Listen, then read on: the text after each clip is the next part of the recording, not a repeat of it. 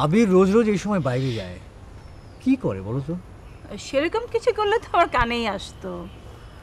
একেবারে যে কানে আসে না তা কিন্তু না। কি কি বলছো? হ্যাঁ মানে আসসালামু আলাইকুম চৌধুরী সাহেব। ওয়ালাইকুম আসসালাম। মানে মমিন, কি খবর? বসো বসো। ভাবি সাহেব আছেন, ভালোই হলো। কথাটা কিভাবে যে বলি, বিষয়টা হলো আমাদের আবিরকে নিয়ে। আবির? আবির আবার কি করলো? না না, তেমন কিছু করেনি, তাই করা করা ভাব। মানে? কয়েকজন গার্জিয়ান কথাটা বলেছে আমাকে। বিষয়টা যে আমার চোখে পড়েনি তা কিন্তু নয়। কি? আচ্ছা মমিন, কথা এত না পেঁচিয়ে সোজাসুজি বলো না, ব্যাপারটা কি? কলেজ যখন ছুটি হয়, আমাদের আবির রাস্তার পাশে দাঁড়িয়ে থেকে কলেজ ছাত্রীদের হাতে ফুল দেয়।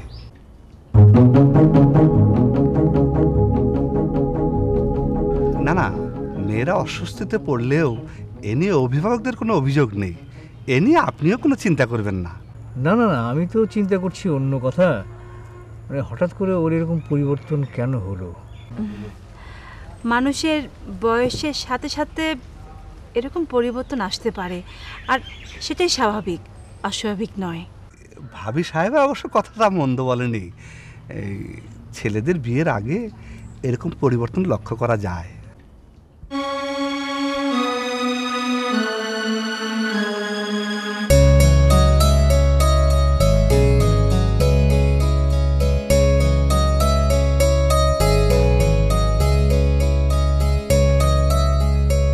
কি ব্যাপার জানো, তুমি মার দেয়া অলঙ্কারগুলো সব বের করেছো কেন?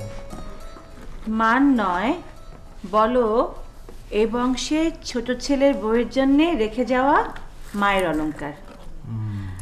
এই শোনো, তুমি কিন্তু কালকে ওই স্বপন সোনালীকে খবর দেবে, হ্যাঁ?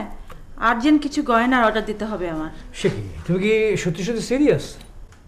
সিরিয়াস মানে?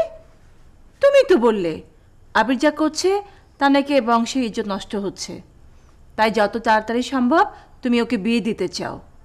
হ্যাঁ তা বলেছি, কিন্তু কোনো কিন্তু ফিন্তু নেই। আমি কিন্তু মানসিকভাবে অনেক দূর এগিয়ে গেছি।